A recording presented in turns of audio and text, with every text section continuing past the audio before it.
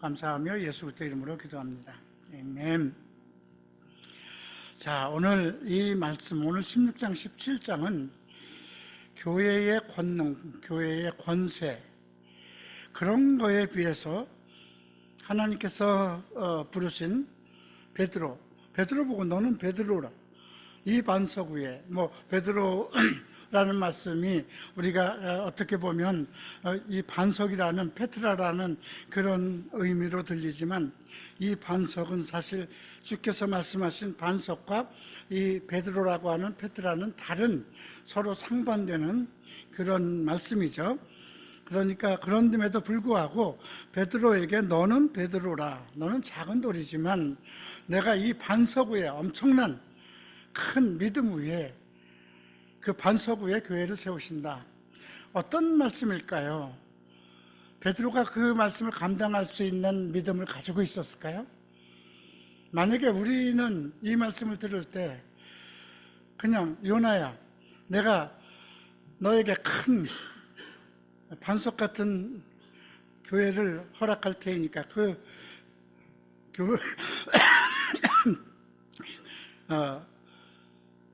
그러한 믿음을, 우리가 주께서 허락하신 그 믿음을 우리가 받을 수 있는, 감당할 수 있는 그런 믿음이 있었을까요? 근데 오늘 이 베드로의 내용을 이 쭉 16장 17장에서 보면 이렇게 정말 하나님 앞에 고백한, 내가 나를 누구라고 부르느냐 이렇게 물어봤을 때 주는 살아계신 하나님의 아들이다. 주는 그리스도요, 메시아라는 뜻이죠. 그리고 살아계신 하나님의 아들이다. 이 단순한 신앙 고백 하나로 하나님께서는 그렇게 말씀하셨어요. 그것을 알게 하신 것은 혈육이 아니고 하늘에 계신 내 아버지다. 이 단순한 고백, 어떤 머릿속으로 그렇게 생각을 하고 있었을까요? 우리가 가끔 단순한 고백을 할 때가 있습니다. 그런데 무엇인가 마음을 먹고 고백을 하려면 상당히 길어집니다. 자기 머릿속에 있는 생각들, 그런 자기 마음속에 있는 것들을 토하려면 여러 가지 생각을 하게 되고 고려를 하게 되거든요. 그런데 이 단순한 고백 속에 우리가 어떤, 하나님이 나에게 어떤 걸 물었을 때, 하나님께 어떤 기도를 할 때 단순하게 고백될 때가 있어요. 이런 믿음, 그러니까 이 베드로의 고백, 주는 그리스도의 살아계신 하나님의 아들입니다는 이 단순한 고백이 어떤 혈육에 의해서 살아오면서 어떤 육신적인 생각, 또 혈육, 그 혈통에 의해서, 유대인의 어떤 혈통적인 믿음에 의해서 고백하는 것이 아니고 아버지께로부터, 하늘에 계신 아버지로부터 알게 하셨다는 거죠. 그러니까 오늘도 우리가 간단하게 정말 하나님, 주는 살아계신 그리스도요, 하나님은 살아계신 분입니다, 이런 단순한 고백, 그냥 복잡하게 여러 가지 좋은 말로 하나님에 대해서, 예수님에 대해서 그렇게 복잡하게 신앙 고백을 할 필요는 없다고 저는 생각합니다. 그런데 예수님께서 이 베드로라, 너는 베드로인데, 너는 작은 돌인데 내가 이 반석 위에, 그러니까 어떻게 생각하면 이 베드로라는, 그 페트라라고 하신 이 말씀이 예수께서 말씀하신 그 반석과 같은 의미인가? 전혀 상반된 말씀이거든요. 그러니까 너는 작은 돌이지만 네가 가지고 있는 엄청난, 하나님이 알게 하신 큰 믿음 위에, 이렇게 우리가 해석할 수 있겠습니다. 이 반석 위에 내 교회를 세우리니 음부의 권세가 이기지 못하리라. 음부는 믿지 않는 자들이 들어가는 지옥이죠. 그런데 더 큰 말씀은 19절입니다. 내가 천국 열쇠를 내게 주리니 내가 땅에서 무엇이든지 매면 하늘에서도 매일 것이요, 내가 땅에서 무엇이든지 풀면 하늘에서도 풀리라 하시고. 자, 이건 엄청난 권세죠. 이건 교회 위에 주신 것입니다. 교회 위에 주신 권능이고 권세입니다. 그런데 오늘날 우리는 어떨까요? 우리가 이 땅에 엄청난 많은 큰 교회가 있습니다. 또 실질적으로 이 말씀을 이루어가는 교회도 있을 것입니다. 그런데 천국 과연 우리 교회가 천국 열쇠를 가지고 실제로 그것을 행하고 있는가 이렇게 볼 때 지금 전 세계적으로 우리 교회는 너무 나약하고 또 이 말씀을 이루지 못하는 것이 아닌가 싶기도 합니다. 자, 오늘 말씀 중에서 우리가 두 부분을 한번 살펴볼 텐데요. 16절 4절을 보면 악하고 음란한 세대를 말씀하십니다. 악하고 음란한 세대가 표적을 구하나 요나의 표적밖에 보여줄 표적이 없느니라 이렇게 말씀하셨죠.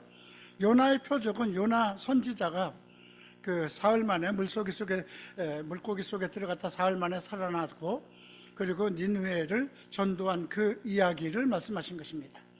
이것은 물론 예수님께서 이제 죽임을 당하시고 이제 음부에 내려가시는 그 3일간 그 부분을 언급하신 것이기도 합니다.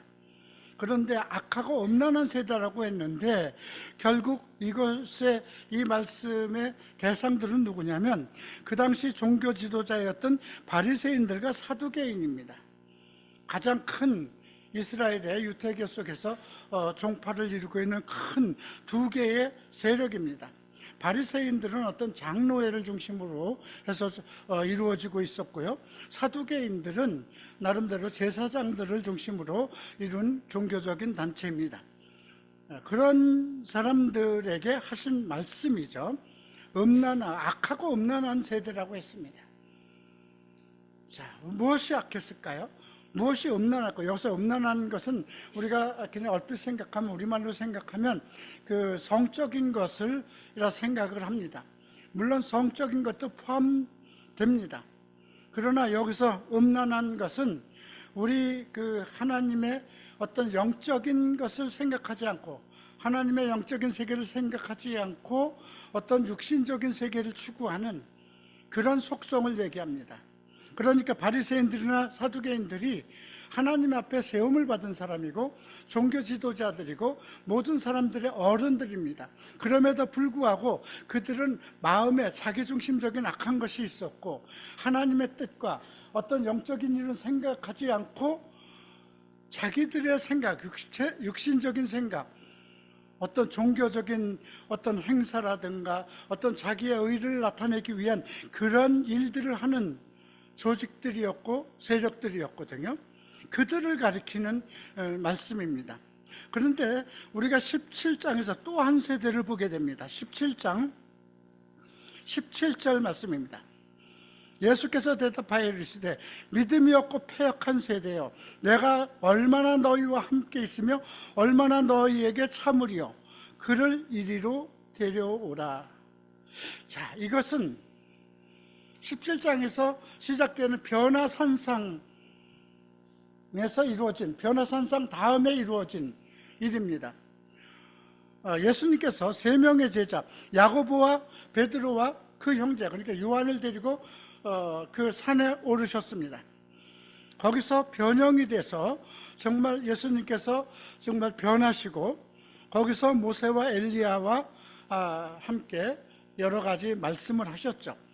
장차 예수께서 고난을 받으실 일과 또 영광을 받으신 일들에 대해서 말씀을 나누셨을 수도 있습니다. 그때 베드로가 얘기합니다. 주님, 여기가 좋습니다. 주여, 우리가 여기가 좋사오니 만일 주께서 원하시면 내가 여기서 초막 셋을 짓되 하나는 주물을 위해서, 하나는 모세를 위해서, 하나는 엘리야를 위해서 하리이다. 왜 이런 말이 나왔을까요? 앞에서는 16장에서는 내가 누구라고, 너희는 나를 누구라고 하느냐, 주는 그리스도의 살아계신 하나님입니다. 하나님의 아들입니다. 이렇게 고백을 해서 정말 예수님으로부터 정말 칭찬을 받았잖아요. 야, 너는 육신적인 사람 아니구나. 그것을 알게 한 것은 내 아버지다. 그 정도로 칭찬을 받았는데, 그리고 너 그냥 작은 돌이지만 내가 가진 그 큰 믿음 위에, 내가 그 반석 위에 교회를 세울 것이니 음부가 이기지 못할 것이다. 내가 이 땅에서 매면 하늘에서도 매일 것이요, 또 이 땅에서 풀면 하늘에서도 풀 것이다. 이런 엄청난, 정말 이 성경 전체를 통해서도 어떤 사람이 그러한 칭송을 받은 사람은 하나도 없습니다. 그런데 지금 그 변화산상에 올라가서는 이게 지금 16장에서 이어지는 내용 아닙니까? 엿새 후라고 그랬으니까 바로 그 다음 그때부터 6일 되던 엿새 후에 변화산상에 올라가서 자 거기서 모세와 엘리야와 예수님께서 말씀하시는 걸 보고 깜짝 놀랐어. 아 주여, 주께서 원하시면 여기가 얼마나 좋습니까? 모세도 있고 엘리야도 있고 하니까 내가 주를 위해서 집을 하나 짓고 모세를 위해서 집을 하나 짓고 엘리야를 위해서 집을 하나 짓겠습니다. 여기서 살면 얼마나 좋겠습니까? 왜 이런 얘기가 나왔을까요? 예수님께서 3년 동안 제자들을 데리고 유대와 갈릴리 그 땅 일대를 복음을 전했는데도 고향에서까지도 그 존경을 받지 못하고 계속 종교 지도자 바리새인들이나 사두개인들에게 쫓김을 당하고 공격을 받습니다. 그리고 예수님을 따른다는 사람들은 배고픈 사람들, 불쌍한 사람들, 병인들, 귀신 들린 사람들 이들 뿐입니다. 그러니까 자기도 그 메시아의 세계, 그리스도의 왕국을 꿈꾸는 제자의 한 사람으로서 이스라엘 사람들을 모두 굴복시키고 이 땅에다 정말 하나님 그리스도의 왕국을 세우려면 예수님만으로는 부족하겠다 이렇게 생각했을 수도 있습니다. 이스라엘 사람들이 오매불망 존경하는 모세, 그죠? 율법을 받은 사람이니까 하나님으로부터 율법을 받은 사람 아닙니까? 그 다음에 엘리야, 다시 오겠다고 약속한 엘리야 선지자 아닙니까? 그러니까 이 세 사람과 함께 이 땅에 계시면 천국을, 그리스도의 나라를 이루지 않겠나? 결국 베드로의 생각입니다. 베드로가 평상시에 그런 마음을 가지고 있지 않으면 그런 말이 나오지 않았겠죠. 그랬더니 하늘로서 어떤 말씀이 들었나요? 5절에 보면 말할 때 호련히 빛난 구름이 그들을 덮으며 구름 속에서 소리가 나서 이르시되 이는 내 사랑하는 아들이요 내 기뻐하는 자라 너희는 그의 말을 들으라 하시니라. 다른 사람 필요 없어. 내 사랑하는 아들이야. 내 아들 말만 들어. 나중에 베드로가 자기 서신서에서 이 이야기를 기록합니다. 아마 그 이야기를, 이 내용을 기록하면서 얼마나 참 내가 과거에 참 이런 말씀까지 듣고 정말 내 믿음 위에 큰 반석 위에 교회를 세우시겠다는 그러한 칭송까지 들은 베드로로서는 상당히 부끄러워하지 않았을까 싶습니다. 자, 그리고 이제 산에서 내려오셨습니다. 그리고 나서 메시아 교육을 합니다. 19절에서 산에서 내려올 때 예수께 명하여 이르시되 인자가 죽은 자 가운데서 살아나기 전에는 본 것을 아무에게도 이르지 말라. 왜 그랬을까요? 주님께서 영광을 받으신 이후에 이 하나님께서의 계획이, 사역이, 이 땅에서의 그리스도의 나라가 펼쳐지는 것은 하나님의 스케줄입니다.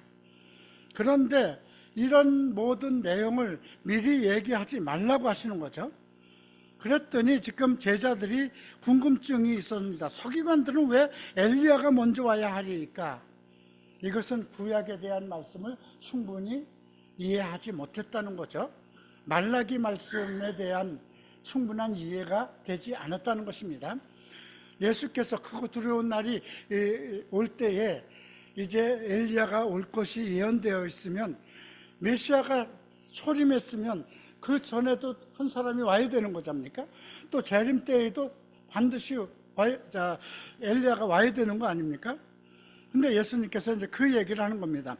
엘리야가 과연 먼저 와서 모든 일을 회복하리라. 그리고 너희에게 말하노니 엘리야가 이미 왔을 때 사람들이 알지 못하고 임의로 대우하였도다. 인자도 이와 같이 그들에게 고난을 받을 것이다. 이 말씀을 하신 것은 이미 성경에 기록된 대로 그렇게 될 것을 언급한 것입니다. 자, 이것이 변화산상에서 있었던 일입니다. 거기서도 우리는 베드로의 어떤 조금 조급한 인간적인 자기 표현이 있었던 걸 볼 수 있는데, 그리고 이제 산에서 내려오니까 9명의 제자들이 있었겠죠. 이 내용은 우리가 나중에 마가복음을 보면 조금 더 이해하기 쉽게 나옵니다. 그런데 한 아들이 간질이 걸렸어요. 그래서 불에도 넘어지고 물에도 넘어지는 그런 아들을 하나 데리고 왔습니다. 그래서 내 아들을 불쌍히 여기소서, 간질에 걸렸습니다. 근데 내가 주의 제자들에게 데려왔으나 능히 고치지 못하였더이다. 9명의 제자가 그 땅에 있었어요. 근데 마가복음을 보면 서기관들과 정결에 대한 논쟁이 있었다, 변론이 있었다고 그럽니다. 그래서 예수님이 제자들에게, 9명의 제자들에게 너희가 저들과 무엇을 변론하느냐 하고 책망하십니다. 신학적인 논쟁을 하고 있었던 거예요, 그 당시 서기관들하고. 자, 그랬더니 예수님께서 하신 말씀이 믿음이 없고 패역한 세대라고 합니다. 패역이라는 건 뭘까요? 진실을 비틀어버리는 거예요. 왜곡하는 것. 자, 이거 누구 얘기한 걸까요? 지금 12제자 중에 9명의 제자들입니다. 믿음이 없고 패역한 세대여, 내가 얼마나 너희와 함께 있으며 얼마나 너희를 참으리요. 지금 3년이나 그들을 데리면서 하나님의 말씀, 그리스도의 나라를 가리켰습니다. 천국의 비밀에 대해서 가르치셨습니다. 그럼에도 불구하고 이들은 서기관들과 어떤 신학적인 논쟁이나 하고 있었고, 이 귀신 하나, 간질병 하나 고치지 못하고 있었습니다. 우리 교회와 같지 않습니까? 제가 어제 어느 목사님하고 장시간 전화를 통했습니다. 나를 상당히, 나를 위해서 기도하고 우리 교회를 위해서 기도하고 도우시는 교계 원로이시기도 합니다. 그분이 이제 올 또 8월이 7월이 되면 또 우리가 홀리 페스티벌과 같은 행사를 또 해야 되는데, 목사님 건강은 어떠십니까? 교회 사정은 어떻습니까? 이런 얘기를 하시더라고요. 그런데 목사님, 매번 여러분 목사님이 하시는 그 사역을 보니까 상당히 목사님이 안쓰럽고, 그 목사님이 그렇게 10여 년 동안 애쓰고 전전긍긍하면서 탈동성애 운동을 하는 그것이 열매를 거두지 못하고 참 애처로워서 자기는 안타깝다는 겁니다.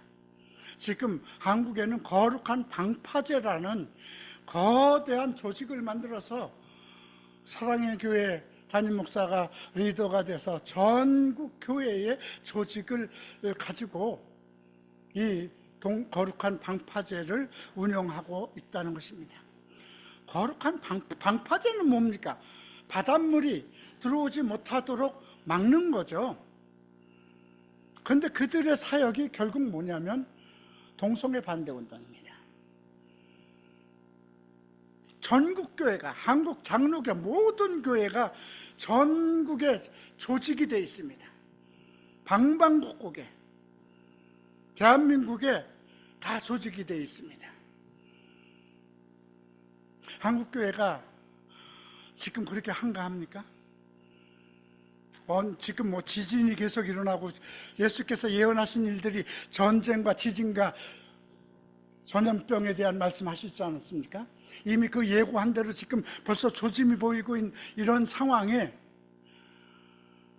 그러면 아직도 동성애나 성이나 마약이나 알코올이나 이런 것에서 깨어나지 못하고 빠져있는 그 사람들의 영혼을 구원하는 것이 교회의 역할 아닐까요? 그것을 위해서 그 믿음 위에, 지도자의 믿음 위에, 교회의 믿음 위에 권세를 주신 거 아닌가요? 이 땅에서도 풀면 풀고 이 땅에서도 매면 매는 권세를 주신 것이 아닌가요? 그런데 방파제를 만들어 놓고 너희들 절대로 우리 교회로 침범할 수 없어. 그러면 전부 다 거룩한 사람만 받아들입니까? 그러면 의사는 병자에게 필요하지 않냐? 주님께서 그런 말씀했죠. 교회는 처음부터 그러면 의인이 들어오는 것입니까? 몽땅 다 죄인 아닙니까? 처음부터? 그 말씀을 듣고 참 화가 치미는데, 그래서 제가 끝으로 이만큼 했습니다. 내가 만약에 처음부터 그 사역에 처음에 시작을 할 때 같이 했던 사람인데 거의 15, 16년, 17년 전에 중간에 나와서 내가 홀리 라이프라는 그 단체를 만들고 이 사역을 한 것이다. 이 사역이 지금 있었기 때문에 우리 교회가 이 정도의 존재로 지금 남아있다.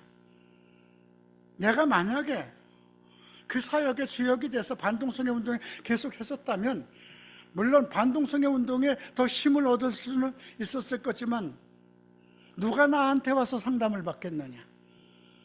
과거에 내 아픔과 고통을 가지고 있는 것을 알기 때문에, 그래도 이은하 목사는 나의 아픔과 나의 고통을 알기 때문에 이 문제를 해결할 수 있는 길도 알 것이다는 그런 생각으로 우리 교회에 찾아온 청년들이잖아요. 부모님들도 그렇고. 그래서 이 작지만, 나는 작은 돌처럼, 베드로처럼 아주 작은 그런 존재, 베드로만도 못한 아주 그냥 길거리에 있는 하나의 작은 돌일지라도 하나님께서는 일단 그 사역을 나한테 맡겼습니다.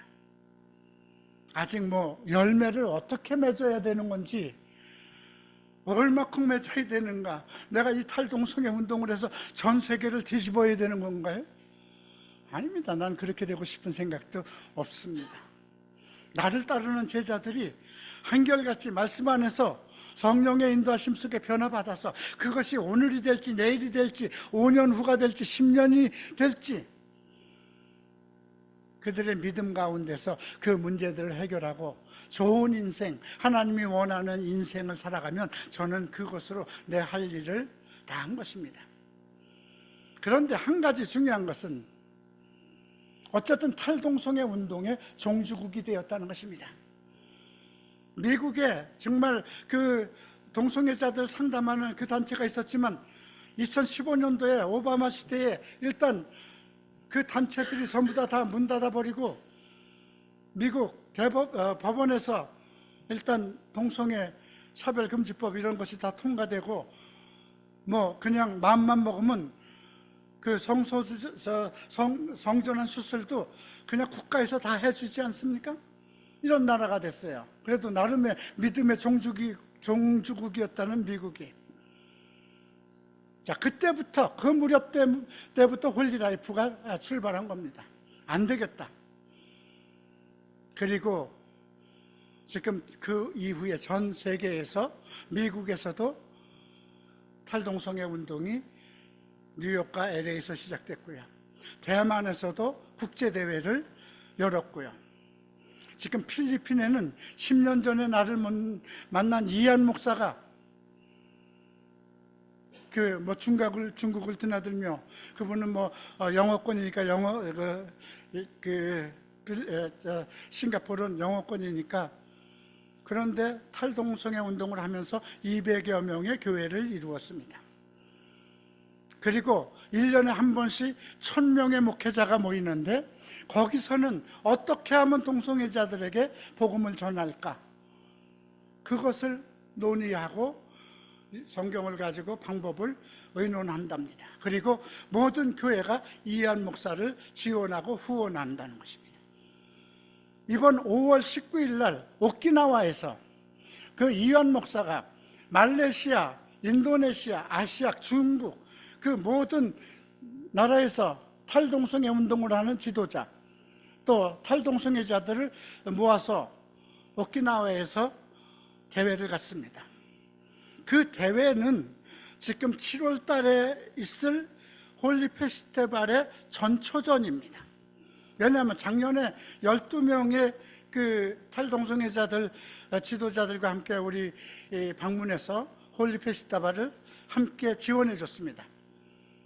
그리고 탈동성애 인권 포럼도 주관했습니다. 그리고 어떤 약속을 했냐면 내년도에는 한 5, 60명의 탈동성애자들과 지도자들을 우리가 와서 한국에서 홀리 페스티벌을 확산시키겠습니다. 이 시작이 탈동성애 운동이 한국에서 시작됐는데 목사님이 지금 나이도 있고 그래서 우리라도 지금 이 탈동성애 운동의 종지국의 그 의미를 갖도록 자기네들이 힘을 쓰겠습니다. 외국 목사잖아요, 그죠? 10년 전에 나를 보고 전도사 시절에 자기는 동성애와 전혀 관계없는데 대만에서 행사 첫 번째 국제대회를 할 때 도대체 저건 뭔가 하고 참석을 해봤는데 거기서 나를 만났습니다. 이들에게 복음을 전해야 되겠다. 싱가포르도 너무나 많으니까. 그래서 자기 하던 사역에서 이제 목사 안수를 받고 그 다음에 이제 동성애자들을 위해 교회를 시작한 겁니다. 200여 명이 모입니다. 자, 어떤 걸까요? 지금 나는 점점 한국교회에서 오히려 거룩한 방파제라는 것 때문에 내 사역이 더 나를 막는 것 같아요, 그죠? 그런데 일본의 거룩한 방파제가 부족해서 일본에 큰 쓰나미가 있었습니까? 필리핀이든 그 쓰나미가 있던 지역에 그 해변 지역의 방파제가 충분히 막을 수 있었습니까? 이 세상이 적그리스도의 시대와 함께 모든 더러운 그런 운동들이 펼쳐져서 오는 이 시대에 그걸 막을 수 있겠습니까? 오직 막을 수 있는 건 교회인데 왜 교회가 동성애자들을 반대하고 동성애자들은 절대로 교회로 들어오면 안 돼. 방파제 뭡니까 그게? 10몇 년 동안을 그들에게 전도하십시다. 성소수자 전도연합이라는 걸 만들어서 좀 도와주십시오. 저들에게 복음을 전할 수 있는 길을 만들어 갑시다.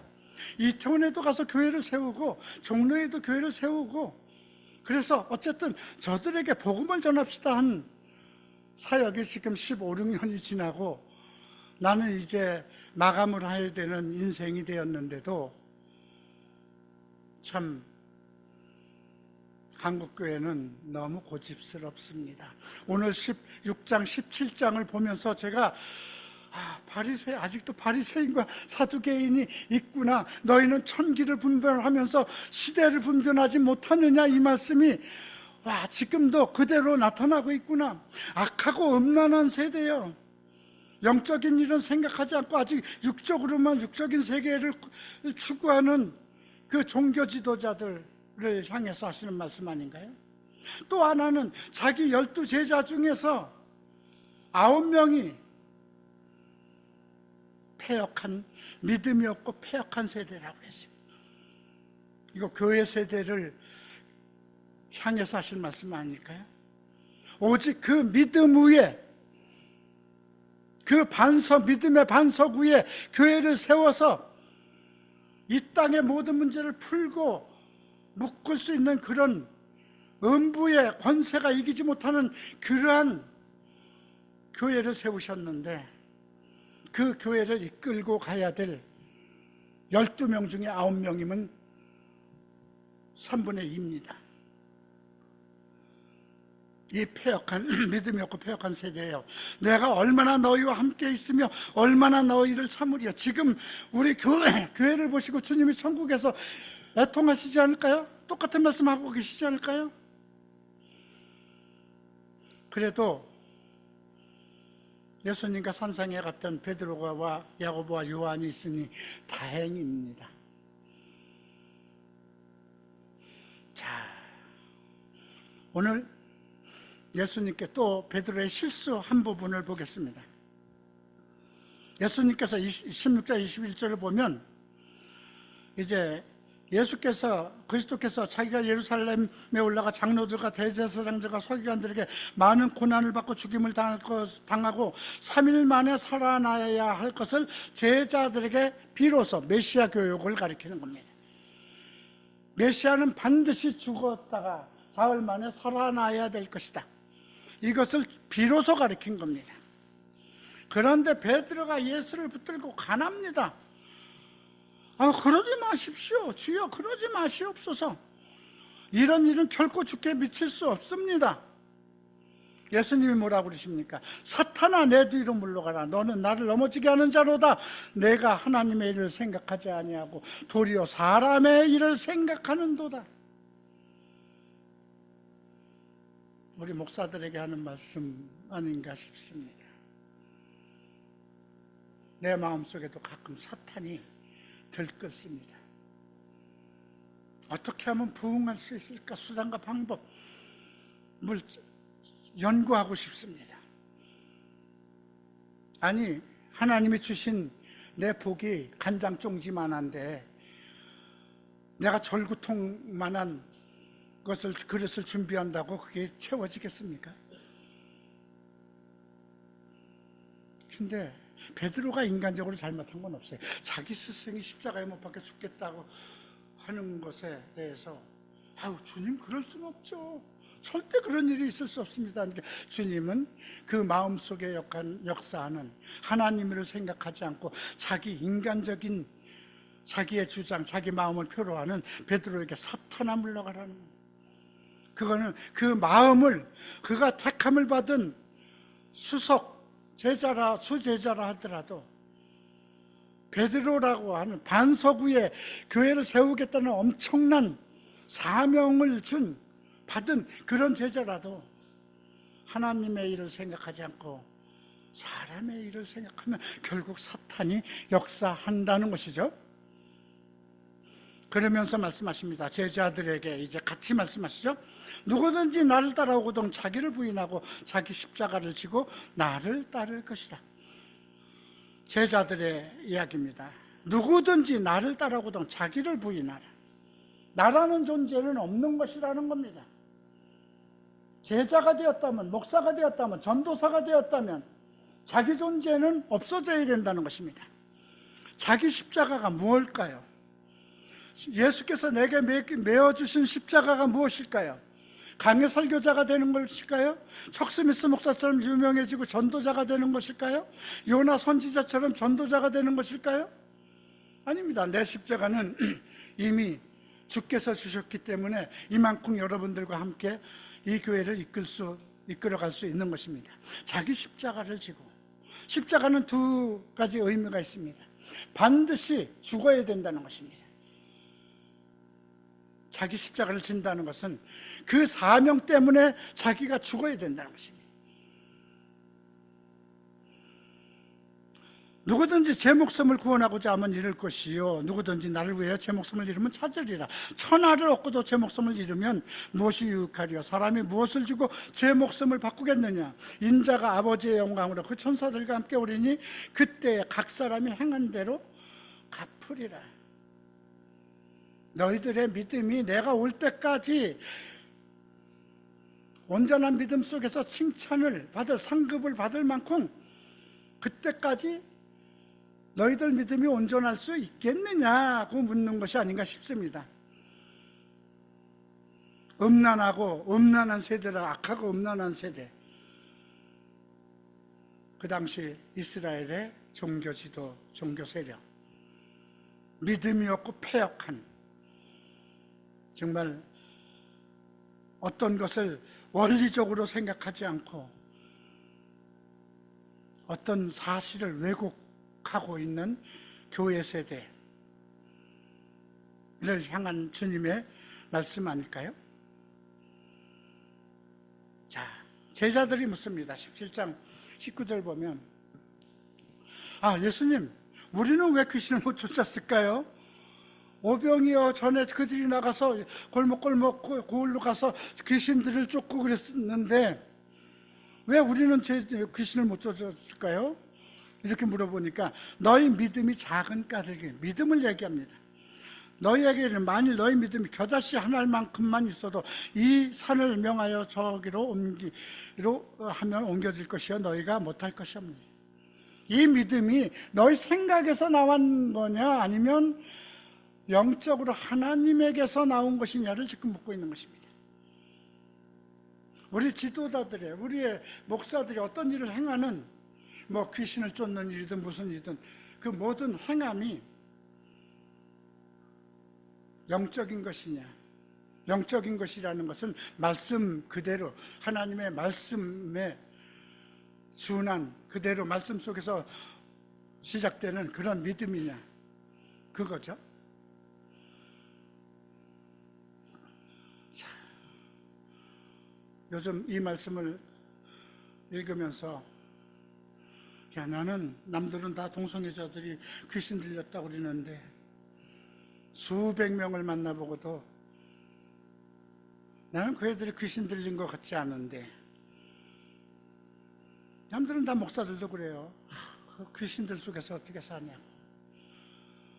예수님 보시기에는 자기들이 방파제라는 걸 만들고 있는 정말 귀신들 속에서 살고 있는 것 같은데, 그러면서도 과연 정말 귀신이면 나는 정말 왜 이런 것을 해결하지 못하는가? 그래서 연구해보고 연구해봅니다. 아무리 연구를 해봐도 동성애자들은 귀신 들린 게 아닙니다. 만약에 귀신 들렸다면, 그게 귀신이라면 나한테 그 권세도 주셨을 겁니다. 나에게 이 사역을 맡겼다면 동성애자들이나 마약 환자들이나 알코올 중독자들이 귀신의, 그러니까 영적인 배경 속에 있는 거예요. 영적인 배경 속에 자기들이 이끌려간 거잖아요. 예수를 믿으면서도. 그거는 자기들의 잘못이니까 자기들이 돌이키고 회개하고 말씀 속에서 성령의 인도함을 받는 길밖에 없는 거예요. 그런데 그것을 귀신 들린 거라고 생각한다면, 그래서 그 사역을 네가 맡아라 그랬으면, 나를 정말 성령 체험을 통해서 온전하게 변하던 한순간에 그렇게 변화시킨 하나님께서 그 권세도 저에게 주셨을 거라고 생각합니다.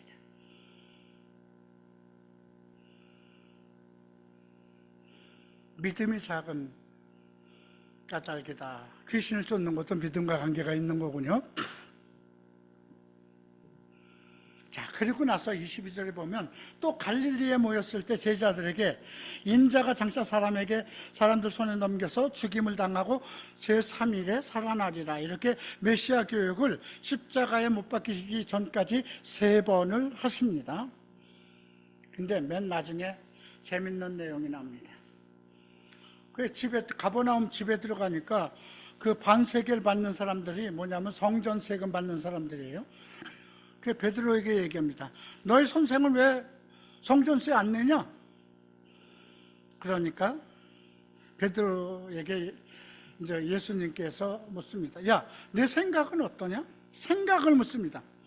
세상 사람들이 누구에게 관세와 국세를 받느냐? 자기 아들에게냐? 타인들에게냐? 그러니까 타인들에게죠.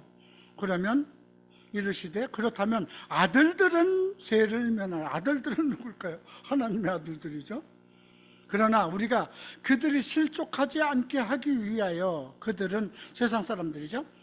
내가 바다에 가서 낚시를 던져 먼저 오르는 고기를 가져 입을 열면 돈 1세겔을 얻을 것이니 가져다 나와 내 것을 위하여 주라, 이렇게 말씀하셨습니다. 그런데 어느 교회에서는 이걸 해석하는 길을, 그 당시에 갈릴리 그 바다에 많은 사람들이 이렇게 돈을 던져서 그 돈들을 물고기가 삼킨 것 때문에, 그래서 아마 그 물고기 속에서 1세겔이 나왔을 것이다. 참, 그렇게 하려면 그 확률이 어떻게 될까요? 물고기를 창조하신 것도 하나님이시고, 물론 돈을 만든 건 사람이지만 모든 것을 할 수 없을까요?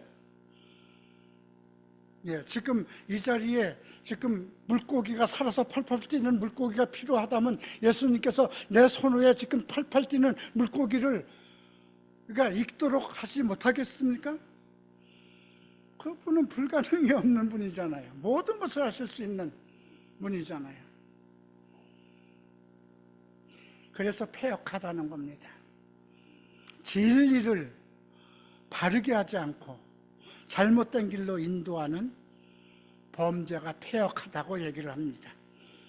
쪼개다, 뒤틀어버린다는 것이 패역의 원어입니다. 그렇게 제자들에게 믿음도 없는데 패역하다, 모든 것을 제대로 순리대로 말씀대로 성령의 인도하심대로 해석하지 않고 억지로 풀고, 그래서 베드로가 나중에 바울도 얘기하는 겁니다. 예언을, 하나님의 말씀을 억지로 풀려고 하지 말라고 경고한 것입니다.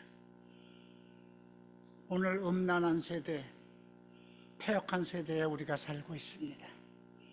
그러나 우리가 생각할 것은 이 교회 위에, 우리의 믿음 위에 오직 주는 그리스도의 살아계신 하나님의 아들이라는 이 단순한 신앙 고백 위에 하나님께서 우리에게 엄청난 권세를 주셨습니다. 이제 우리가 풀 수 있는 것, 풀어야 되는 것이 무엇인가, 우리가 붙잡아내야 되는 것이 무엇인가 생각하면서 아주 작은 돌멩이만도 못한 이 지하실의 작은 이 교회, 몇 명이 안 되는 이 교회에서 우리는 이것을 실천해야 되지 않을까, 그렇게 한번 생각합니다. 기도하겠습니다. 다 일어나시기 바랍니다.